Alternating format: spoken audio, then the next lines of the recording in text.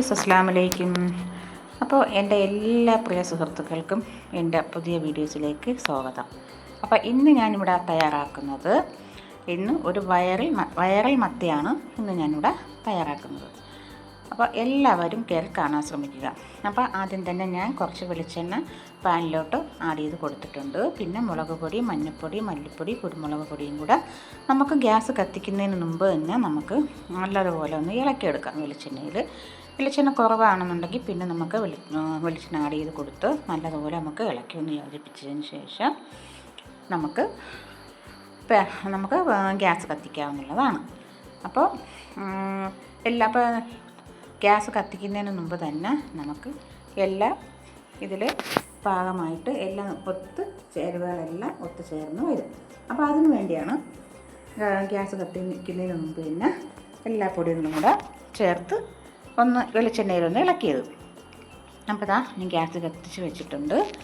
ഇനി നമുക്ക് ഇതിൽ ഞാൻ കുറച്ച് ചെറിയ ഉള്ളിയും ഒരു കഷ്ണം ഇഞ്ചിയും 2 അല്ലി വെളുത്തുള്ളിയും ഞാൻ ഇതിൽ ചേർത്തിട്ടുണ്ട്. ഇനി അതുകൂടി നമുക്ക് നല്ലതുപോലെ ഒന്ന് വാടി വരണം. ഇതിൻ്റെ പച്ചമണം മാറുന്നത് വരെ നമുക്ക് ഒന്ന് വാട്ടിയെടുക്കാം. അപ്പോൾ ആദ്യമായിട്ടാണ് എൻ്റെ ചാനൽ കാണുന്നവരുണ്ടെങ്കിൽ ലൈക്ക്, കമൻറ്റ്, സബ്സ്ക്രൈബ്, ഷെയർ ചെയ്യാൻ മറക്കണ്ട. അപ്പോൾ വെളിച്ചെണ്ണ കുറവ് വരുന്നുണ്ടെങ്കിൽ വെളിച്ചെണ്ണ ഇടയ്ക്ക് നമുക്ക് കുറച്ച് നമുക്ക് ആഡ് ചെയ്ത് കൊടുക്കാവുന്നതാണ്. അപ്പോൾ പുളിവെള്ളം, ഇനി അതിനാവശ്യമായ പുളിവെള്ളം നമുക്ക് ചേർത്ത് കൊടുക്കാം. അപ്പോൾ അതും കൂടി ഒന്ന് നല്ലതുപോലെ ഇളക്കി യോജിപ്പിക്കുക. അപ്പോൾ ഇത് ഞാൻ കുക്കറിൽ മുമ്പ് ഞാൻ ചെയ്തിട്ടുണ്ട്. കുക്കറിൽ ചെയ്തത് ഞാൻ മത്തിയാണ്. ഇതിന് നമ്മുടെ ഇവിടെയൊക്കെ പറയുന്ന മീനിൻ്റെ പേര് മക്രോണി ചാളയെന്നാണ് പറയുന്നത്. ഇത് അത്യാവശ്യം വലിപ്പമുള്ള ചാളയും അതുപോലെ ഇതുണ്ട്, പരു എന്നാണ് ഇവിടെ പറയുന്നത്, പരുവുണ്ട്. അപ്പോൾ കറിവേപ്പിലയും കൂടെ ഞാൻ ആവശ്യത്തിനുള്ളത് ആഡ് ചെയ്ത് കൊടുത്തിട്ടുണ്ട്. ഇനി നമുക്കിവിടെ മീനെല്ലാം ഞാൻ ഫ്രഷാക്കി ഇവിടെ വെച്ചിട്ടുണ്ട്. അതെല്ലാം നമുക്ക് ഓരോന്നായിട്ട് ആഡ് ചെയ്ത് കൊടുക്കാം. എന്നിട്ട് എല്ലാം കൂടെ ചേർത്ത് വെച്ചിട്ട് നമ്മൾ അരപ്പെല്ലാം മീതെ ആക്കി കൊടുക്കാം.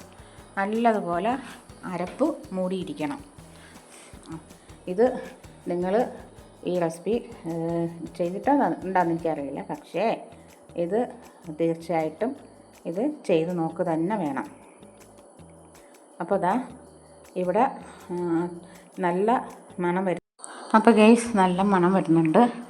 ഇനി നമ്മൾ ഇടയ്ക്കിടയ്ക്ക് ഒന്ന് മറിച്ചും തിരിച്ചും ഇട്ട് കൊടുക്കണം. ഇത് അടി പിടിക്കാൻ സാധ്യതയില്ല. കാരണം എന്ന് വെച്ചാൽ ഇത് പാനാണ് ഞാൻ ഉപയോഗിച്ചേക്കുന്നത്. ചട്ടിയൊക്കെ ആണെങ്കിൽ അടി പിടിക്കാൻ സാധ്യതയുണ്ട്. എന്നാലും നമ്മൾ ചെറിയ ഫ്ലെയിമിൽ ഇട്ട് തന്നെയാണ് നമ്മൾ ഇത് പാകമാക്കി എടുക്കാനുള്ളത്.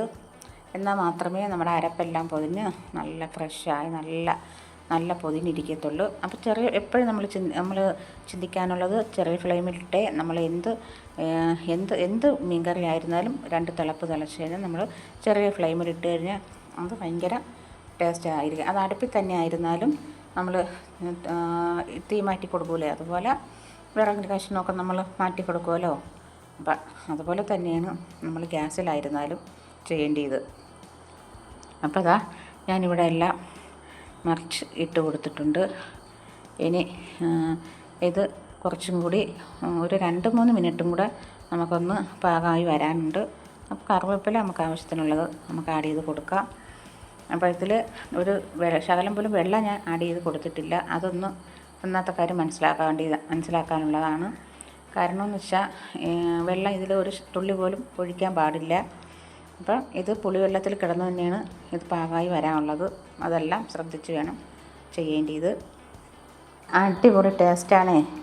എല്ലാവരും ഇങ്ങനെ ഒന്ന് ചെയ്ത് നോക്കണം. അപ്പോൾ നമ്മുടെ വയറൽ മത്തി ഇവിടെ തയ്യാറായിട്ടുണ്ട്. അപ്പോൾ എല്ലാവരും ഷെയർ ചെയ്യുക, വീഡിയോസ് കാണുക. അപ്പോൾ ഞാൻ ഒരു പ്ലേറ്റിലോട്ട് ഞാൻ മാറ്റുന്നുണ്ട്. അടിപൊളി ടേസ്റ്റാണ്. അപ്പോൾ നിങ്ങളും ഇതുപോലെ തന്നെ ചെയ്ത് നോക്കുക. അപ്പോൾ നാളത്തെ വീഡിയോ കാണുമ്പോഴേക്കും അസ്സലാമു അലൈക്കും.